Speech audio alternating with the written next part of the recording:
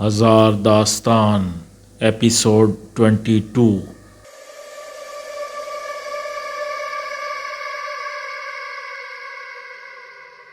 کمال رائے نے موت کی دھمکی دے کر آرزو کو اس نکاح پر راضی کیا تھا۔ اس دنیا میں اسے اپنے باپ سے زیادہ عزیز کوئی شے نہ تھی۔ وہ اپنے باپ کو پریشان نہیں دیکھ سکتی تھی۔ اس کے باپ نے زبان دی تھی، اب وہ اپنے باپ کی پسپائی نہیں دیکھ سکتی تھی۔ کسی کے سامنے اس کے باپ کا سر جھکے یہ وہ کبھی برداشت نہیں کر سکتی تھی۔ اس نے آنکھیں بند کر کے رامش خیال کو قبول کر لیا تھا، اور اب وہ آنکھیں کھولے سوچ رہی تھی۔ ایک انجانے خوف سے اس کا دل کانپ رہا تھا، وسوسے اٹھ رہے تھے، اور اس کے لبوں پر رامش خیال کی سلامتی کی دعائیں تھیں۔ اسی وقت وہ پردے کے پیچھے سے پھسل کر قالین پر آیا۔ کمرے میں ایک دم مسحور کن خوشبو پھیل گئی۔ اس سے پہلے کہ آرزو سر گھما کر ادھر ادھر دیکھتی، ایک سیاہ وجود اس پر چھا گیا۔ اسے یوں محسوس ہوا جیسے اس پر کسی نے کالی چادر ڈال دی ہو۔ پھر ایک دم اس کے کان میں سرگوشی گونجی۔ یہ سرگوشی سانپ کی پھکار سے مشابہ تھی۔ آخر تم نے من مانی کر لی؟ میں نے کیا کیا ہے؟ میں نے تمہیں اچھی طرح بتا دیا تھا کہ اگر تمہارے میرے درمیان کوئی آیا تو اسے برباد کر دوں گا۔ کوئی اس کے دماغ میں بولا۔ کس کی بات کر رہے ہو؟ اس نے بغیر لب ہلائے جواب دیا۔ انجان بن رہی ہو؟ دیکھتا ہوں کب تک انجان بنی رہو گی، کہنے والے نے غصے سے کہا۔ اس کے دماغ میں ایک پھنکار سی گونجی۔ اس نے جواب میں کچھ کہا لیکن اس کے دماغ میں دھواں سا پھرنے لگا۔ اسے یوں محسوس ہوا جیسے وہ نرم و ملائم روئی کے ڈھیر میں دھنستی چلی جا رہی ہو۔ کچھ دیر کے بعد وہ اپنے آپ سے بے خبر ہو گئی۔ صبح حسب معمول وہ دیر تک سوتی رہی۔ ستارہ اس کے جاگنے کا انتظار کرتی رہی۔ جب وہ 10 بجے تک بھی نہ جاگی تو اس نے ہینڈل پر دباؤ ڈال کر دروازہ کھولا اور کمرے میں داخل ہو گئی۔ جب سے آرزو کی طبیعت خراب ہونے لگی تھی تب سے کمال رائے نے اسے سختی سے دروازہ اندر سے لاک کر کے سونے سے منع کر دیا تھا، اور یاد نہ رہنے کی وجہ سے اگر وہ غلطی سے دروازہ لاک کر کے سو جائے تو کمال رائے نے اس کے کمرے کی چابی بنوا کر اپنے پاس رکھ لی تھی۔ ستارہ کمرے میں داخل ہوئی تو سب سے پہلے ایک عجیب سی خوشبو سے اس کا واسطہ پڑا۔ خوشبو زیادہ تیز نہ تھی۔ پھر جب اس کی نظر آرزو پر گئی تو اس نے دیکھا کہ وہ ایک کالی چادر اوڑھے سو رہی ہے۔ منہ کھلا ہوا تھا، بال بھی بندھے ہوئے نہ تھے، اس کا چہرہ زرد ہو رہا تھا۔ ستارہ نے جھک کر آہستہ سے کہا، بی بی اٹھیں، 10 بج رہے ہیں۔ آرزو کی نیند گہری تھی، وہ اتنی ہلکی آواز پر ذرا سا بھی نہ ہلی۔ تب ستارہ نے جھکے جھکے اس کا بازو پکڑ کر ہلانے کا سوچا۔ اس نے اپنا ہاتھ آگے بڑھایا ہی تھا کہ کوئی چیز سرسراتی ہوئی بڑی تیزی سے اس کی گردن کے پاس سے نکلی اور چہرے پر آئی۔ پھر اس نے پلٹ کر دیکھا اور اس کے منہ سے تیز پھنکار نکلی۔ وہ ایک سنہرا سانپ تھا جس کا پھن پھیلا ہوا تھا اور 2 حصوں میں تقسیم زبان بار بار اندر باہر ہو رہی تھی۔ اس سانپ کو دیکھ کر ستارہ کی تو جان نکل گئی۔ چند سیکنڈ تک تو وہ یوں ہی گمسم کھڑی رہی، پھر ایک دم اس کے جسم میں حرکت ہوئی اور وہ الٹے قدموں چیختی ہوئی کمرے سے باہر نکلی۔ سروری اس کی تلاش میں ادھر ہی آ رہی تھی۔ وہ باہر بڑی زور سے اس سے ٹکرائی۔ اسے بوکھلائی ہوئی دیکھ کر سروری نے اسے ڈانٹا، کیا مصیبت ہے، کیوں بھاگ رہی ہو؟ ستارہ بمشکل بولی، اماں سانپ۔ او بے وقوف، ہوش کر، کہاں ہے سانپ؟ سروری نے راہداری میں ادھر ادھر دیکھا۔ وہ بی بی کے بیڈ پر، بی بی سے لپٹا ہوا ہے، ستارہ نے گھبرا کر بتایا۔ اور بی بی کیا کر رہی ہیں؟ سروری نے پوچھا۔ بی بی سو رہی ہیں، جانے بے ہوش پڑی ہیں۔ چل میرے ساتھ آ۔ سروری کمرے میں دروازے کی طرف بڑھی، ستارہ اس کے پیچھے پیچھے چلی۔ سروری ایک نڈر عورت تھی۔ ایک زمانے میں وہ دونوں میاں بیوی اتنے بڑے بنگلے میں اکیلے رہتے تھے۔ سروری کو کبھی خوف محسوس نہیں ہوا تھا، البتہ اس کا شوہر دلدار ضرور ڈرتا تھا۔ कुत्ते को देखकर तो जैसे उसके जिस्म में जान ना रहती थी। सरवरी निडर औरत थी, लेकिन ऐसी निडर भी ना थी कि सांप का जिक्र सुनकर वो आरजू के सरहाने ही जा खड़ी होती और सांप का करीब से मुआयना करने की कोशिश करती। दरवाजे में 2 कदम बढ़ाकर वो फौरन ही रुक गई ताकि दूर से सामने का जायज़ा ले सके। अभी सरवरी कुछ देख भी ना पाई थी कि सितारा जो उसके पीछे थी उसने उसके कंधे से झांक कर देखा और हैरान रह गई। बेड पर उस वक्त आरजू बेसुध लेटी हुई थी। चंद लम्हों पहले वो एक काली चादर से ढकी थी और एक सांप उसके चेहरे पर फन फैलाए हुए था, लेकिन अब वहाँ काली चादर थी और ना सांप। आरजू को अपनी हालत की खबर ना थी। सितारा ने जल्दी से दरवाज़ा बंद किया और सरवरी ने शब ख्वाबी के लिबास से आरजू को ढका। फिर सरवरी ने चारों तरफ कमरे में देखा, उसे कहीं सांप नज़र ना आया। सितारा ने भी इधर उधर नज़र दौड़ाई, लेकिन नतीजा कुछ ना निकला। सितारा को हैरत थी, चंद लम्हों में वो काली चादर और सांप कहाँ और कैसे गायब हो गया था। सरवरी ने आरजू का चेहरा बगौर देखा। उसका चेहरा एकदम पीला पड़ा हुआ था। वो गहरी नींद में थी। सरवरी ने उसका बाजू पकड़कर हिलाया, बीबी बीबी। अचानक आरजू ने आंखें खोल दी। पहले उसने उन दोनों को खाली खाली निगाहों से देखा, फिर एकदम झटके से उठकर बैठ गई। सितारा ने जल्दी से अलमारी से एक चादर निकालकर उस पर डाल दी और बोली, बीबी आप वॉशरूम में चली जाएं।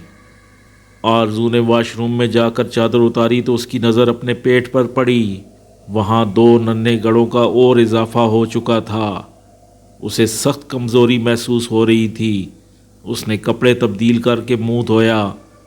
उसका चेहरा गर्म हो रहा था। यूं महसूस हो रहा था जैसे वो आग के सामने से उठकर आई हो।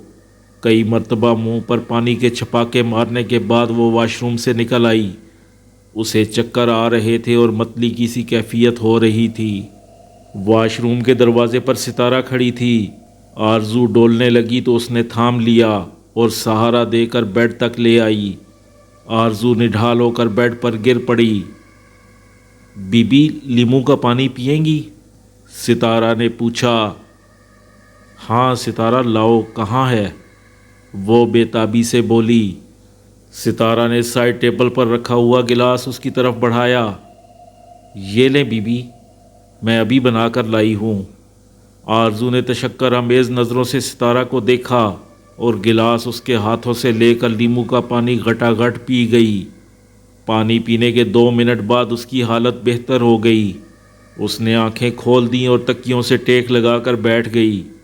सितारा ने उसके पांव अपनी गोद में रख लिए और आहिस्ता आहिस्ता दबाने लगी। बीबी ये आपको क्या हो जाता है? वो बड़ी फिक्रमंदी से बोली। पता नहीं। आरजू क्या जवाब देती। बीबी आज जब मैं आपको उठाने के लिए कमरे में आई तो मैंने आपको एक काली चादर में लिपटा हुआ पाया। काली चादर? आरजू हैरान हुई। काली चादर कहाँ से आ गई? आप एक काली चादर ओढ़े हुए थी और चादर के अंदर सांप था। जब वो सांप चादर से बाहर आया तो उसे देखकर मेरे होश उड़ गए। मैं चीखती हुई बाहर भागी। बाहर अम्मा मिल गई। उसके साथ वापस आई तो यहाँ काली चादर थी और ना सांप था। इस जिक्र पर सितारा के हाथ पांव ठंडे होने लगे। बीबी ये सब क्या है? मैं क्या बताऊं सितारा? आरजू ने उलझे हुए लहजे में कहा। बीबी किसी मौलवी को दिखाएं, आप पर कहीं कोई साया तो नहीं हो गया? आप इतनी खूबसूरत जो हैं। सितारा ने अपने जहन के मुताबिक सूरत हाल का तज्जिया किया। सितारा शायद तू ठीक कहती है। आरजू ने पुरख्याल अंदाज में कहा। मेरी खूबसूरती शायद मुझे कहीं का ना छोड़ेगी। ऐसी खूबसूरती का क्या फ़ायदा जो जी का जंजाल बन जाए। अल्लाह मालिक है बीबी, आप परेशान ना हों, सब ठीक हो जाएगा। सितारा ने उसे तसल्ली दी। उसी वक्त आरजू के दिमाग में किसी सांप की फुंकार गूंजी। वो चौंक कर सितारा को देखने लगी।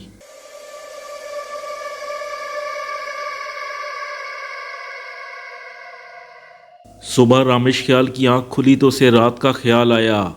رات کا خیال آتے ہی اس پر خوشی طاری ہو گئی۔ کیوں نہ ہوتی، وہ خیال ہی ایسا تھا۔ کل رات آرزو اس کی ہو چکی تھی۔ اس خیال کے آتے ہی اس کے جسم میں بجلی سی بھر گئی۔ وہ بستر سے اچھل کر کھڑا ہو گیا۔ اس نے اپنے دونوں ہاتھ اٹھا کر زوردار انگڑائی لی اور واش روم میں گھس گیا۔ خوشی خوشی اس نے شیو بنایا، پھر نہا دھو کر باہر نکلا۔ وہ ابھی آئینے کے سامنے کھڑا بال بنا رہا تھا کہ لاؤنج میں رکھے ٹیلی فون کی گھنٹی بجی۔ رامش خیال برش ڈریسنگ ٹیبل پر ڈال کر اپنے کمرے سے باہر نکلا اور ریسیور اٹھا کر ہیلو کہنا چاہا، لیکن اس کی آواز گلے میں پھنس کر رہ گئی۔ باوجود کوشش کے اس کی زبان پلٹ نہ سکی۔ دوسری طرف رامش خیال کا کوئی دوست تھا۔ اس نے جب محسوس کیا کہ ریسیور اٹھا لیا گیا لیکن کوئی بول نہیں رہا تو اس نے کہا، ہاں رامش۔ ادھر سے رامش خیال نے جواب دینے کی لاکھ کوشش کی، لیکن اس کی زبان سے ایک لفظ تو دور کی بات ہے، ایک حرف بھی ادا نہ ہوا۔ اس کی زبان مکمل طور پر بند ہو چکی تھی۔ اس خیال کے آتے ہی کہ اس کی زبان بند ہو گئی ہے، وہ پریشان ہو گیا۔ اس نے ٹیلی فون کا ریسیور زور سے پٹخا اور مہرو کے کمرے کی طرف بھاگا۔ مہرو کمرے میں نہ تھی، وہ کالج جا چکی تھی۔ وہ دوڑتا ہوا نیچے آیا۔ ماموں کے بچے اسکول جا چکے تھے۔ ماموں ڈائننگ ٹیبل پر بیٹھے ناشتے کا انتظار کر رہے تھے۔ ممانی کچن میں تھیں۔ رامش خیال بدحواسی سے بھاگتا ہوا اندر داخل ہوا اور ماموں کی نظر جب اس کے چہرے پر پڑی تو وہ پریشان ہو کر ایک دم کھڑے ہو گئے۔ رامش خیال کا چہرہ ایک دم سرخ ہو رہا تھا۔ رامش خیال بے اختیار ماموں رشید سے لپٹ گیا۔ کیا ہوا بیٹے؟ انہوں نے اسے اپنے سے الگ کر کے دونوں ہاتھوں میں اس کا چہرہ بھر کر پوچھا۔ یہ تمہارا چہرہ اس قدر تمتمایا کیوں ہے؟ رامش خیال کوئی جواب دینے کے بجائے پھر ماموں سے لپٹ گیا۔ اتنے میں ممانی سمینہ بھی ناشتے کی ٹرے پکڑے کچن سے نکل آئیں۔ انہوں نے رامش خیال کو اپنے شوہر سے پاگلوں کی طرح لپٹے دیکھا تو وہ پریشان ہو گئیں۔ ارے کیا ہوا رامش؟ انہوں نے ٹرے میز پر رکھی۔ ممانی کی آواز سن کر وہ ماموں کو چھوڑ کر ممانی کی طرف لپکا۔ اس نے ان کے دونوں شانے پکڑ لیے اور پاگلوں کی طرح انہیں دیکھنے لگا۔ اس کا چہرہ لال پھبوکا ہو رہا تھا اور آنکھوں میں آنسو تیر رہے تھے۔ خیر تو ہے رامش؟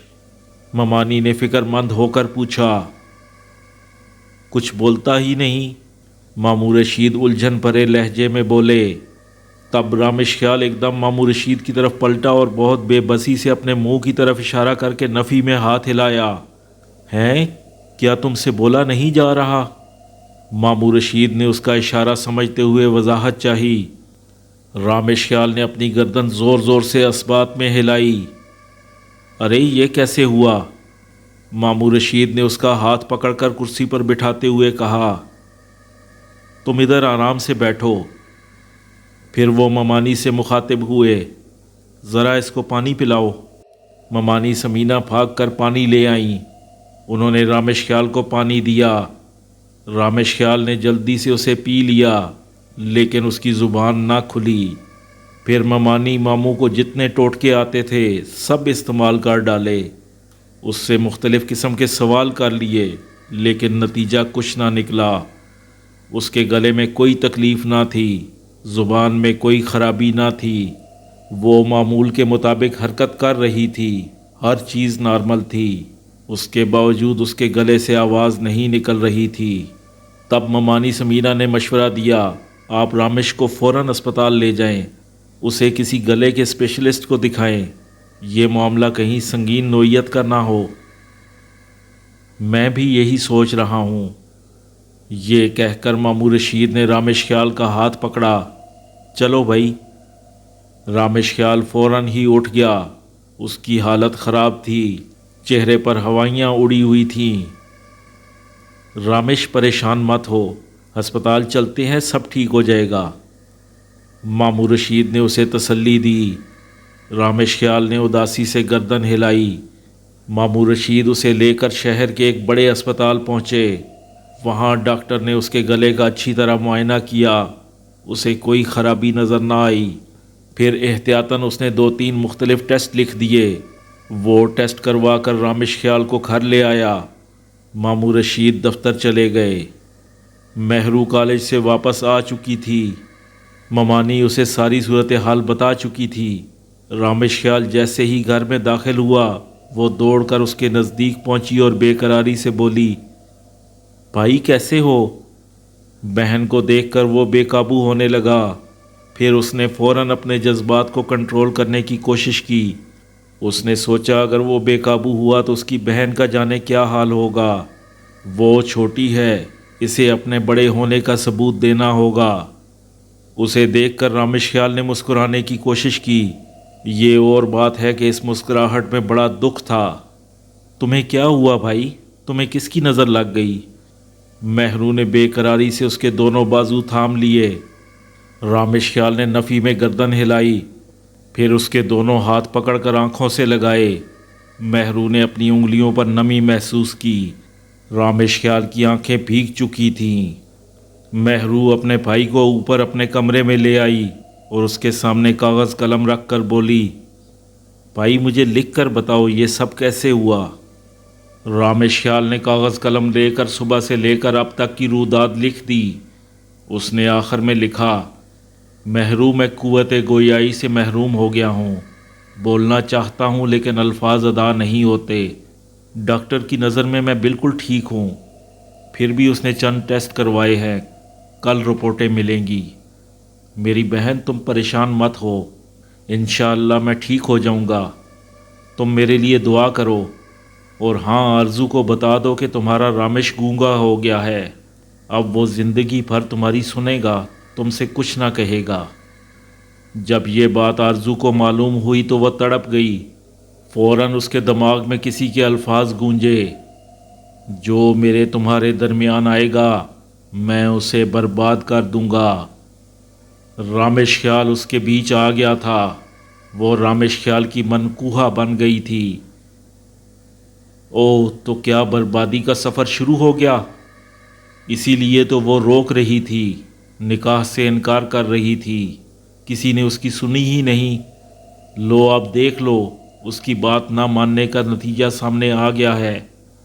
وہ بے حد اداس ہو گئی۔ اس نے مہرو کو خاصی تسلی تشفی دینے کی کوشش کی، لیکن اس کا اپنا قرار لٹ گیا تھا۔ اسے یوں محسوس ہو رہا تھا کہ وہ مہرو سے جو کچھ کہہ رہی ہے ان لفظوں میں جان نہیں ہے۔ یہ اندوناک خبر سن کر وہ سیدھی اپنے باپ کے پاس پہنچی۔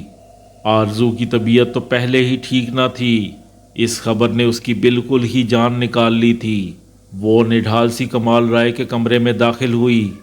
وہ اس وقت غزلوں کا کیسٹ لگائے بیڈ پر لیٹا آنکھیں بند کیے غزلوں سے محظوظ ہو رہا تھا۔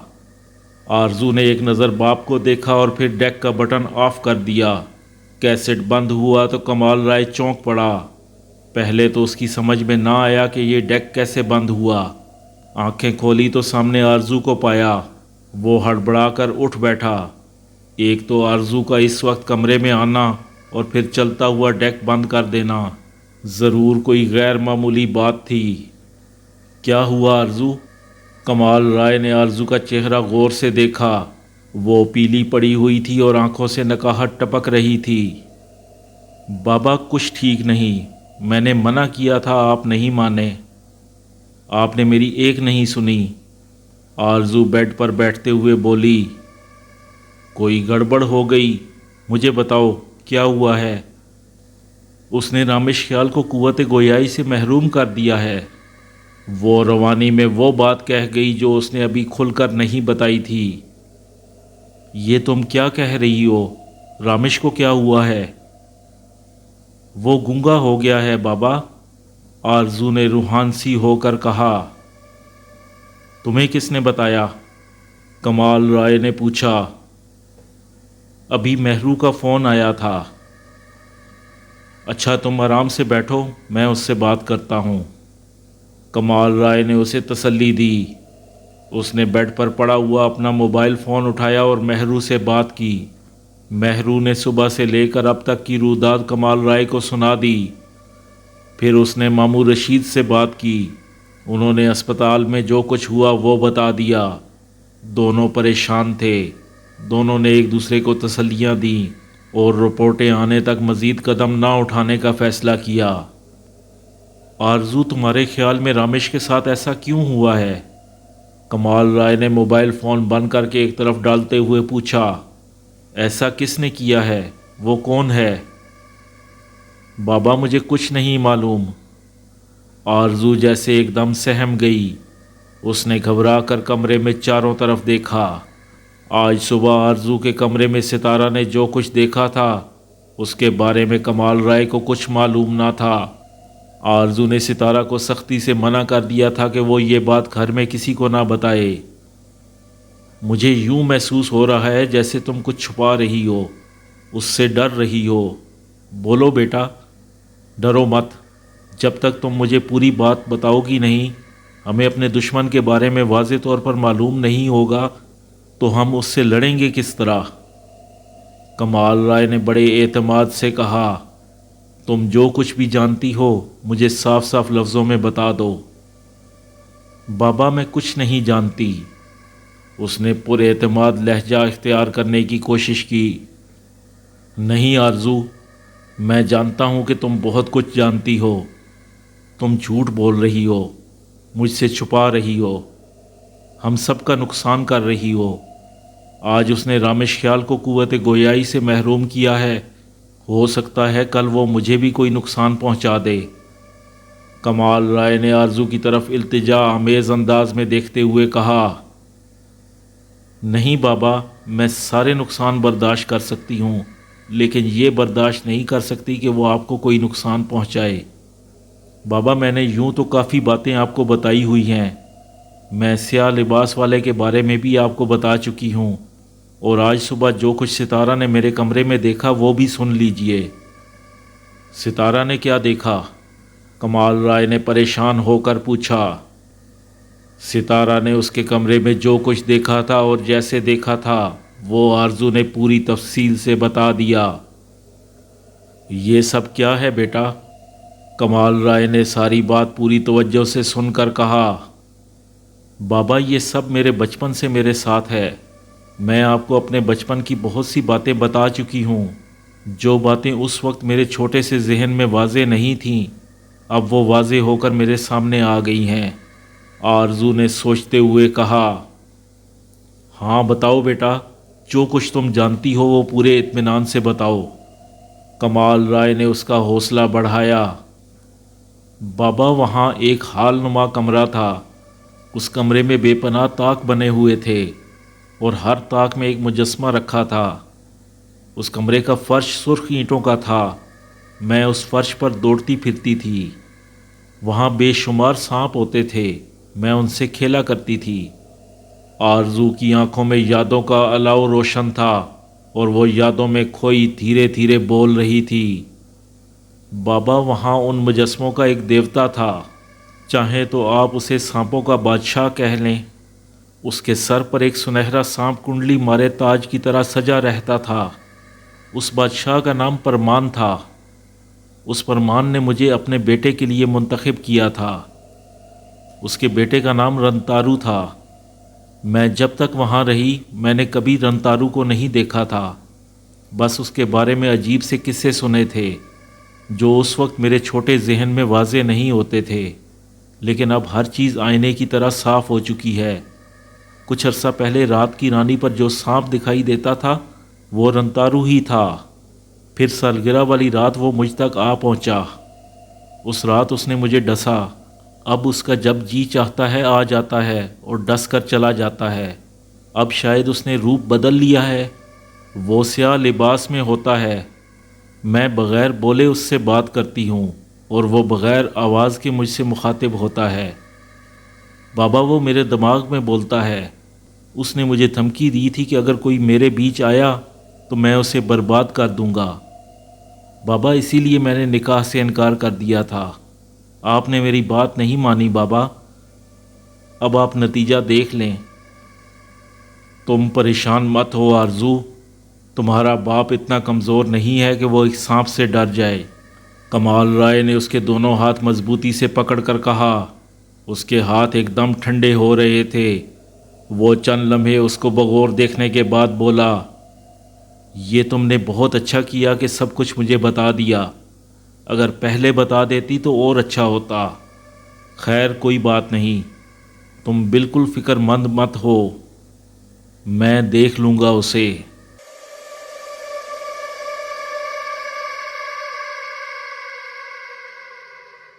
دوسرے دن ماموں رشید رامش خیال کو لے کر اسپتال پہنچے۔ ٹیسٹ رپورٹیں آ چکی تھیں۔ رپورٹیں لے کر ڈاکٹر کو دکھانے کے لیے اس کے کمرے کی طرف جا رہے تھے کہ کمال رائے وہاں پہنچ گیا۔ اس نے رامش خیال کو گلے لگا کر اس کی پیٹھ تھپکی اور کہا، پریشان ہونے کی ضرورت نہیں۔ رامش خیال نے اثبات میں گردن ہلائی۔ پھر وہ تینوں ڈاکٹر کے کمرے میں داخل ہوئے۔ ڈاکٹر کلیم نے بغور تمام رپورٹوں کا معائنہ کیا اور پھر بولا، رپورٹیں تو ساری کلیئر ہیں، انہیں گلے میں کوئی پرابلم نہیں ہے۔ اب ایک مشورہ میں آپ کو دوں گا۔ وہ ماموں رشید سے مخاطب تھا۔ جی فرمائیے۔ ماموں رشید نے اپنی پوری توجہ ڈاکٹر کلیم کی طرف مبذول کر دی۔ اگر آپ مناسب سمجھیں تو کسی ماہر نفسیات کو دکھا لیں، بعض اوقات کوئی جذباتی پیچیدگی قوت گویائی کو متاثر کر دیتی ہے۔ ڈاکٹر کلیم نے مشورہ دیا۔ اچھا ڈاکٹر صاحب، آپ کا شکریہ، میں کسی ماہر نفسیات سے وقت لیتا ہوں۔ یہ کہہ کر ماموں رشید نے کمال رائے کو اٹھنے کا اشارہ کیا اور وہ تینوں ڈاکٹر کلیم کے کمرے سے باہر آ گئے۔ کیا خیال ہے، کسی سائیکائٹرسٹ کو دکھائیں؟ ماموں رشید کمال رائے سے مخاطب تھے۔ دکھانے میں کوئی حرج نہیں، ممکن ہے اس کے پاس اس مسئلے کا کوئی حل ہو، کمال رائے نے جواب دیا۔ پھر شہر کے ایک بڑے ماہر نفسیات سے وقت لے کر رامش خیال کو دکھایا گیا۔ اس نے کوئی 1 گھنٹہ رامش خیال سے تنہائی میں بات کی۔ ڈاکٹر کے تمام سوالات کے جواب اس نے لکھ کر دیے۔ ان جوابات کو ڈاکٹر پرویز نے پوری توجہ سے پڑھا۔ اس کے بعد رامش خیال کو اندر ہی چھوڑ کر خود باہر آ گیا۔ اس نے ماموں رشید سے صرف ایک سوال کیا، کسی قسم کا کوئی ذہنی صدمہ تو نہیں پہنچا انہیں؟ ڈاکٹر صاحب، ذہنی صدمہ تو دور کی بات ہے، اسے کسی نے ڈانٹا بھی نہیں۔ ماموں رشید مسکرا کر بولے، البتہ ایک بات ضرور ہوئی ہے۔ ڈاکٹر پرویز کے ایک دم کان کھڑے ہو گئے۔ اس کا نکاح ہوا ہے 1 دن پہلے، یوں سمجھے کہ رات کو نکاح ہوا ہے اور صبح یہ قوت گویائی سے محروم تھا۔ لیکن ڈاکٹر صاحب، آپ کے سوال کرنے سے پہلے میں ایک بات بالکل صاف طور پر بتائی دیتا ہوں، یہ نکاح اس کی عین منشا کے مطابق ہوا ہے۔ اس نکاح سے اسے ذہنی صدمہ کی بجائے بے انتہا خوشی ہوئی ہے۔ اگر اس خوشی نے اسے قوت گویائی سے محروم کر دیا ہے تو میں کہہ نہیں سکتا۔ ماموں رشید نے کمال رائے کی جانب ایک نظر دیکھتے ہوئے ڈاکٹر پرویز کو مخاطب کیا۔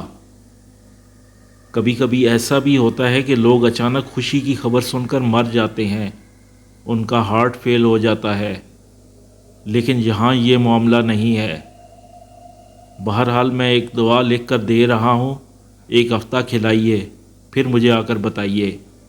ڈاکٹر پرویز نے کاغذ پر دوا کا نام لکھ کر پرچی ماموں رشید کو تھما دی اور پھر اپنے اسسٹنٹ کو اشارہ کر کے رامش خیال کو باہر بلوا لیا۔ کمال رائے نے اٹھ کر اس کے کندھے پر ہاتھ رکھا اور اسے ڈاکٹر پرویز کے کمرے سے لے کر باہر آ گیا۔ کمال رائے کی سمجھ میں اب یہ بات اچھی طرح آ گئی تھی کہ یہ کیس نہ کسی ENT اسپیشلسٹ کا ہے اور نہ کسی سائیکائٹرسٹ کا، یہ کیس کسی اور کا ہے، اس کا جو ایک بلی کے بچے کے ساتھ فٹ پاتھ پر بیٹھتا ہے۔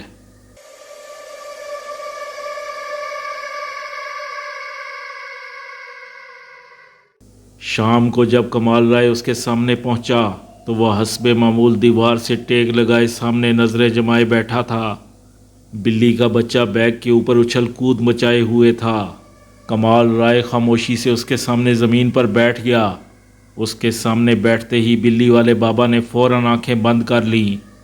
کچھ دیر وہ یوں ہی آنکھیں بند کیے بیٹھا رہا، پھر اچانک اس نے آنکھیں کھولیں۔ یہاں بیٹھا کیا کر رہا ہے؟ ہمارے بلی کے بچے کے لیے روٹی لا۔ بلی والے بابا نے اپنی چمکیلی آنکھوں سے کمال رائے کو دیکھتے ہوئے کہا، اچھا بابا، ٹھیک ہے، میں ابھی لاتا ہوں۔ یہ کہہ کر کمال رائے فوراً اٹھ گیا۔ اس نے جوس والے سے کسی ہوٹل کا معلوم کیا۔ ہوٹل نزدیک ہی تھا۔ کمال رائے ہوٹل کا پتہ معلوم کر کے وہاں سے 2 روٹیاں لے آیا۔ بابا نے روٹیوں کی تعداد تو نہیں بتائی تھی، یہ روٹیاں محض اس نے اپنے اندازے سے خرید لی تھیں، اگر کوئی کمی بیشی ہوتی تو وہ دوبارہ جا کر لے آئے گا۔ ہوٹل کون سا دور تھا، یہ روٹیاں کاغذ میں لپٹی ہوئی تھیں۔ اس نے بابا کے نزدیک آ کر بہت احترام سے روٹیاں آگے کر دیں۔ بابا نے روٹیاں لے کر زمین پر رکھی، کاغذ کھولا، ایک روٹی سے نوالا توڑا، نوالا توڑ کر بلی کے بچے کے آگے زمین پر ڈال دیا۔ روٹی دیکھتے ہی بلی کے بچے نے فوراً نوالا منہ میں لے لیا اور گردن ہلا ہلا کر روٹی کھانے لگا۔ اس طرح اس نے 3 نوالے اپنے بلی کے بچے کو کھلائے اور پھر ثابت روٹی اٹھا کر اپنے بیگ میں ڈال لی اور ٹوٹی ہوئی روٹی کاغذ میں لپیٹ کر کمال رائے کی طرف بڑھائی۔ یہ لے پکڑ، اسے لے جا کر اس گونگے کو کھلا دے، فر فر بولنے لگے گا، چل جا بس۔ بہت بہت شکریہ بابا جی۔ کمال رائے نے کاغذ میں لپٹی ہوئی روٹی جلدی سے تھام لی اور کچھ لمحے بیٹھا رہا۔ بلی والے بابا نے پھر کوئی بات نہ کی، وہ حسب معمول ایک ٹک بغیر پلکیں چپکائے سامنے کی طرف دیکھنے لگا۔ اب وہاں بیٹھنا بیکار تھا۔ اس نے دھیرے سے بلی والے بابا سے مخاطب ہو کر کہا، اچھا بابا جی میں چلتا ہوں۔ لیکن جواب میں بلی والے بابا نے کچھ نہیں کہا، وہ بغیر پلکیں چپکائے سامنے کی طرف دیکھنے لگا۔ کمال رائے پھر خاموشی سے کھڑا ہو گیا اور ٹوٹی ہوئی روٹی ہاتھ میں دبائے گاڑی کی طرف بڑھا۔ گاڑی میں بیٹھ کر اس نے اپنا موبائل فون آن کیا اور رامیش خیال کے گھر کا نمبر ملایا۔ دوسری گھنٹی پر ادھر سے کسی نے ریسیور اٹھایا اور ہیلو کہا۔ کون؟ کمال رائے نے پوچھا۔ آپ نے کس سے بات کرنی ہے؟ ادھر سے پوچھا گیا۔ جی رشید ماموں سے، کمال رائے نے کہا۔ ماموں اس وقت گھر پر نہیں ہیں، جواب ملا۔ اچھا آپ مہر النساء بول رہی ہیں؟ کمال رائے نے ماموں کہنے کی وجہ سے اندازہ لگایا۔ جی لیکن آپ کون؟ اس کا اندازہ صحیح ثابت ہوا۔ میں کمال رائے بات کر رہا ہوں، وہ بولا۔ جی انکل کیسے ہیں آپ؟ مہرو خوش دلی سے بولی۔ بھائی مہرو یہ بتاؤ رامیش کہاں ہے؟ گھر پر ہیں، مہرو نے جواب دیا۔ کیا کر رہے ہیں؟ کمال رائے نے پوچھا۔ اپنے کمرے میں ہیں، میرا خیال ہے ٹی وی دیکھ رہے ہیں۔ اچھا تم ایسا کرو، 1 گھنٹے کے اندر رامیش کو میرے گھر لے کر آ جاؤ۔ انکل خیریت تو ہے؟ ہاں خیریت ہے، اور مجھے پکا یقین ہے کہ جب رامیش یہاں آئے گا تو اس کی زبان کھل جائے گی، فر فر بولنے لگے گا۔ کمال رائے نے بڑے یقینی انداز میں کہا۔ ہائے سچ انکل؟ مہرو خوشی سے اچھل پڑی۔ میں بھائی کو ابھی لے کر آتی ہوں۔ میں اس وقت کہیں اور ہوں، تم اگر مجھ سے پہلے پہنچ جاؤ تو میرا انتظار کرنا۔ ٹھیک ہے انکل۔ مہرو نے یہ کہہ کر فوراً ریسیور رکھ دیا اور دوڑتی ہوئی رامیش خیال کے کمرے میں پہنچی۔ رامیش خیال قالین پر لیٹا ہوا تھا، ٹی وی کھلا ہوا تھا، لیکن وہ ایک ٹک چھت کو گھور رہا تھا۔ بھائی جلدی اٹھو، مہرو اس پر کسی بجلی کی طرح گری۔ اس نے پریشان ہو کر اسے دیکھا اور ہاتھ کے اشارے سے پوچھا، کیا ہوا؟ انکل نے بلایا ہے، ان کے گھر چلو۔ وہ بے تابی سے بولی۔ کیوں؟ رامیش خیال نے بھووں سے سوال کیا۔ انہوں نے کہا ہے کہ رامیش کو لے کر آ جاؤ، مہرو نے جلدی جلدی بتایا۔ بھائی تم فر فر بولنے لگو گے۔ بولنے کا ذکر سن کر تو رامیش خیال کے جسم میں کرنٹ سا دوڑ گیا۔ وہ فوراً اٹھ کر کھڑا ہو گیا، واش روم میں جا کر منہ ہاتھ دھویا، کپڑے تبدیل کیے اور گاڑی سٹارٹ کر کے مہرو کا انتظار کرنے لگا۔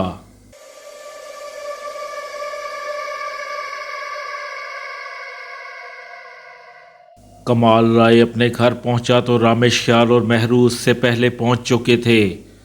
وہ ڈرائنگ روم میں تھے، آرزو بھی وہاں موجود تھی۔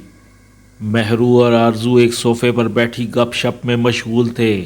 کمال رائے ڈرائنگ روم میں داخل ہوا تو رامیش اور مہرو نے اس کا کھڑے ہو کر استقبال کیا۔ آ گئے بھئی تم لوگ، گڈ، وہ خوش ہو کر بولا۔ آرزو ذرا ستارہ کو بلاؤ۔ جی اچھا۔ آرزو ڈرائنگ روم سے نکلنے لگی تو کمال رائے نے اسے روک دیا۔ آرزو تم ان لوگوں کے ساتھ بیٹھو، میں خود جاتا ہوں۔ آرزو رک گئی اور کمال رائے کمرے سے نکل گیا۔ کچھ دیر کے بعد وہ آیا تو اس کے ایک ہاتھ میں پلیٹ تھی اور دوسرے ہاتھ میں پانی سے بھرا گلاس۔ کمال رائے نے پلیٹ رامیش خیال کے سامنے میز پر رکھی تو ان تینوں نے بڑی دلچسپی سے اس پلیٹ کی طرف دیکھا۔ انہیں یہ دیکھ کر بڑی حیرت ہوئی کہ اس میں ایک تنوری روٹی ہے اور وہ بھی پوری نہیں۔ بابا یہ کیا ہے؟ آرزو نے عجیب سے لہجے میں کہا۔ شش! کمال رائے نے اپنی ایک انگلی ہونٹوں پر رکھ کر اسے چپ رہنے کا اشارہ کیا۔ پھر وہ رامیش خیال سے مخاطب ہو کر بولا، بیٹا مجھ سے یہ سوال نہ کرنا کہ یہ کیا ہے اور کہاں سے لایا ہوں، بس تم اس روٹی کو خاموشی سے کھا لو۔ رامیش خیال نے یہ سنتے ہی ذرا بھی پس و پیش نہیں کیا۔ اس نے پلیٹ اٹھا کر قریب رکھی اور ایک نوالا توڑ کر اپنے منہ میں رکھ لیا اور چبانے لگا۔ شاباش بیٹا، اسے پوری کھا لو۔ کمال رائے نے اسے اکسایا۔ وہ جلدی جلدی روٹی کھانے لگا۔ رامیش خیال نے جب روٹی کا آخری نوالا منہ میں رکھ لیا تو کمال رائے نے اسے پانی دیا۔ رامیش نے پورے اطمینان سے پانی پیا اور خالی گلاس میز پر رکھ دیا اور کمال رائے کی طرف پرتجسس نظروں سے دیکھنے لگا۔ کہو اللہ، کمال رائے نے پرعزم لہجے میں کہا۔ آرزو جو اب تک خاموش تماشائی بنی ہوئی تھی اچانک کھڑی ہوئی اور رامیش خیال کے نزدیک آ کر اسے ایک انگلی دکھا کر بولی، دوسرے کی روٹی کھا کر بولتا ہے، میں دیکھتی ہوں تو کیسے بولے گا۔ آرزو کا چہرہ غصے سے تمتمایا ہوا تھا۔ اس نے تنبیہی انداز میں ایک انگلی اٹھا رکھی تھی۔ انداز ایسا تھا جیسے انگلی نہ ہو، ریوالور ہو۔ ادھر رامیش خیال بولا اور ادھر اس نے گولی ماری۔ یہ ایک غیر متوقع صورتحال تھی۔ یہ بات اس کے تصور میں بھی نہ تھی کہ آرزو اچانک اس طرح کا انداز اختیار کر لے گی۔ اس کے جارحانہ انداز سے پتہ چل رہا تھا کہ وہ اپنے آپ میں نہیں ہے۔ آرزو پیچھے ہٹو، کمال رائے نے غصے سے کہا اور پھر اس کا جواب سنے بغیر رامیش خیال سے مخاطب ہوا، کہو اللہ۔ رامیش خیال نے ایک نظر آرزو کی طرف دیکھا اور پھر کمال رائے کی طرف اپنا چہرہ کر کے مسکرایا اور بڑے یقینی انداز میں بولا، اللہ۔ اللہ کا نام اس نے کچھ اس طرح ادا کیا کہ پورے کمرے میں گونج گیا۔ اسے بولتا دیکھ کر کمال رائے کھل اٹھا۔ مہرو کے چہرے پر بھی ایک دم خوشی ناچ اٹھی۔ بھائی آپ بول سکتے ہیں؟ ہاں مہرو، میں بول سکتا ہوں۔ رامیش خیال نے آنکھیں بند کر کے اللہ کا شکر ادا کیا۔ دیکھو آرزو، میرا بھائی بول سکتا ہے۔ مہرو ایک دم پلٹ کر آرزو سے مخاطب ہوئی، لیکن کمرے میں آرزو کہاں تھی؟ وہ تو رامیش خیال کے اللہ کہتے ہی ڈرائنگ روم سے نکل گئی تھی۔ ارے یہ آرزو کہاں گئی؟ یہ کہہ کر مہرو اس کی تلاش میں ڈرائنگ روم سے باہر جانے لگی۔ مہرو، اسے جانے دو، اس کے پیچھے مت جانا، کمال رائے نے تنبیہ کی، اور یہ تنبیہ کچھ اس انداز سے کی تھی کہ مہرو سہم کر واپس آ گئی۔ یہ آرزو کو کیا ہوا؟ رامیش خیال فکر مندی سے بولا۔ کچھ نہیں بیٹا، سب ٹھیک ہو جائے گا، کمال رائے نے تسلی آمیز لہجے میں کہا۔ مجھے خوشی ہے کہ تمہاری زبان کھل گئی۔ اب تم کیسا محسوس کر رہے ہو؟ میری خوشی کا کوئی ٹھکانہ نہیں ہے، رامیش خیال نے پوری سچائی سے کہا اور بڑے تشکر آمیز انداز میں کمال رائے کی طرف دیکھا اور بولا، انکل میں آپ کا بے حد شکر گزار ہوں۔ جو کام ڈاکٹر نہ کر پائے وہ آپ نے کر دکھایا۔ بیٹا یہ سب اوپر والے کی مہربانی ہے، وہی سب کچھ جانتا ہے۔ وہی راستہ دکھانے والا ہے۔ انکل آپ کو یہ روٹی کہاں سے مل گئی؟ اس روٹی نے تو کمال کر دیا۔ مہرو بھی اظہار تشکر کیے بنا نہ رہ سکی۔ مہرو یہ راز کی بات ہے، کمال رائے نے مسکرا کر کہا۔ کوئی بات نہیں انکل، نہ بتائیں۔ وہ ہنس کر بولی۔ اچھا بیٹا، اب آپ لوگ جائیں، رشید صاحب کو جا کر یہ خوشخبری سنائیں۔ کمال رائے نے کہا۔ انکل میں ذرا آرزو سے مل آؤں؟ مہرو نے اجازت چاہی۔ نہیں بیٹا، آپ اندر نہ جائیں اور میری بات کا برا بھی نہ مانیں۔ آرزو سے ملنا اس وقت ٹھیک نہیں ہوگا۔ ویسے پریشان ہونے کی ضرورت نہیں ہے، انشاءاللہ سب ٹھیک ہو جائے گا۔ کمال رائے نے کھڑے ہوتے ہوئے کہا۔ اچھا انکل، جیسے آپ کی مرضی۔ مہرو بھی اٹھ گئی۔ آؤ بھائی چلیں۔ رامش خیال چند لمحے خاموشی سے بیٹھا رہا، جیسے سوچ رہا ہو کہ اٹھے نہ اٹھے۔ اسے آرزو کا خیال تھا، وہ اسے دیکھنا چاہ رہا تھا، کیونکہ آرزو کا رویہ بڑا ناقابل فہم تھا، لیکن کمال رائے نے مہرو کو منع کر دیا تھا، لہٰذا اس سلسلے میں اب اس کا کچھ کہنا فضول ہی تھا۔ اچھا، وہ ایک گہرا اور ٹھنڈا سانس لے کر اٹھ گیا۔ کمال رائے نے ان دونوں کو گیٹ تک چھوڑا اور پھر تیزی سے گھر کی طرف بڑھا۔ اسے اب اپنی بیٹی کی فکر تھی۔ کمال رائے نے یہ اندازہ تو لگا لیا تھا کہ اس کا انداز اچانک ناقابل فہم کیوں ہو گیا تھا۔ رامش کی زبان کھلے، یہ بات اس کو کب گوارا تھی۔ وہ آرزو کو ڈھونڈتا ہوا اس کے کمرے میں پہنچا، لیکن وہ کمرے میں نہ تھی۔ اس نے واش روم کا دروازہ چیک کیا، وہ کھلا ہوا تھا۔ وہ باہر آیا تو سامنے سروری آتی ہوئی نظر آئی۔ سروری، بی بی کہاں ہے؟ کمال رائے نے پوچھا۔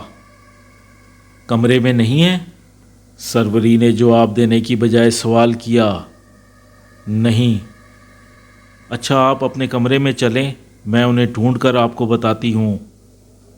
سب سے پہلے انہیں پچھلے لان کی طرف دیکھو، کمال رائے نے کہا اور اپنے کمرے میں داخل ہو گیا۔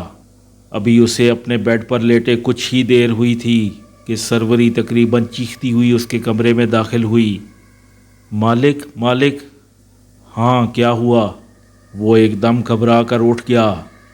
مالک، بی بی رات کی رانی کے پاس پڑی ہوئی ہیں، ان کی بری حالت ہے۔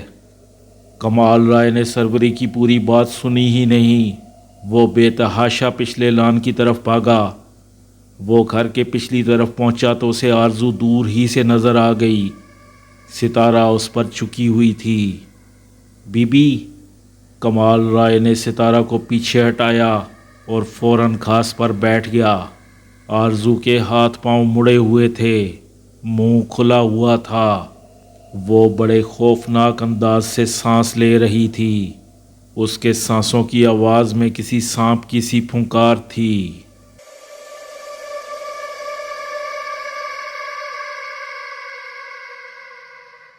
ستارہ، لال محمد کو کہو کہ گاڑی نکالے۔ اچھا مالک۔ ستارہ سرونٹ کوارٹر کی طرف بھاگی، پھر کمال رائے نے اسے اٹھانے کی کوشش کی، مگر وہ بے حد وزنی ہو چکی تھی۔ اسے بڑی حیرت ہوئی، اتنا وزن اس کی بیٹی میں کہاں سے آ گیا۔ اس نے ستارہ اور سروری کی مدد سے اسے اٹھایا اور لے جا کر گاڑی میں ڈالا۔ کمال رائے نے ستارہ اور سروری کو بھی ساتھ لے لیا اور لال محمد سے اسپتال چلنے کو کہا۔ لال محمد نے بڑی مہارت اور بڑی رفتار سے گاڑی چلائی، اس نے بہت کم وقت میں مطلوبہ اسپتال پہنچا دیا۔ اسپتال پہنچنے کے کوئی 15-20 منٹ بعد آرزو کو ہوش آیا، وہ نارمل ہو گئی، دورے کی سی کیفیت جاتی رہی۔ جب اسے احساس ہوا کہ وہ اسپتال میں ہے تو بڑی حیران ہوئی، اسے بس اتنا ہی یاد تھا کہ وہ رات کی رانی کے نزدیک گئی تھی۔ بیل کے نزدیک جاتے ہی اس کی آنکھوں کے آگے اندھیرا سا چھا گیا تھا اور پھر اسے ہوش نہ رہا تھا۔ جب اسے ہوش آیا تو اس نے خود کو اسپتال میں پایا، وہ خاصی کمزوری محسوس کر رہی تھی۔ اسپتال میں کمزوری دور کرنے کے لیے ڈرپ لگائی گئی اور کوئی 1.5-2 گھنٹے میں اسے رخصت کر دیا گیا۔ گھر آ کر کمال رائے نے جب رامش خیال کے بارے میں بتایا کہ اس کی قوت گویائی واپس آ گئی ہے تو اس نے بڑی خوشی کا اظہار کیا۔ بابا یہ تو بڑی خوشی کی بات ہے، یہ کیسے ہوا؟ کمال رائے نے بلی والے بابا کا ذکر حذف کر کے اسے روٹی کھلانے کا پورا واقعہ بیان کیا۔ اس نے اس واقعہ کو کچھ اس انداز میں سنا جیسے وہ ڈرائنگ روم میں اس وقت موجود ہی نہ تھی۔ کمال رائے نے اس کی اس کیفیت کو خاص طور پر نوٹ کیا، اور جب کمال رائے نے وہ بات بتائی جو اس نے رامش خیال سے شدید غصے کی حالت میں کہی تھی تو آرزو اپنے باپ کو حیرت سے تکنے لگی۔ ہیں بابا، میں نے ایسا کہا؟ ہاں بیٹا، کیا تمہیں یاد نہیں؟ کمال رائے نے پوچھا۔ بابا مجھے تو بالکل یاد نہیں، سوال یہ ہے کہ میں انہیں بولنے سے کیوں روکتی بھلا؟ کمال رائے نے یہ جان لیا کہ آرزو سے یہ سب نادانستگی میں ہوا، انجانے میں ہوا، شاید اس نے کسی کے اثر میں آ کر کیا۔ تب کمال رائے نے اس موضوع پر مزید اس سے بات نہ کی کہ خواہ مخواہ اس کا ذہن الجھن کا شکار ہوگا۔ اس نے سوچ لیا تھا کہ کیا کرنا ہے۔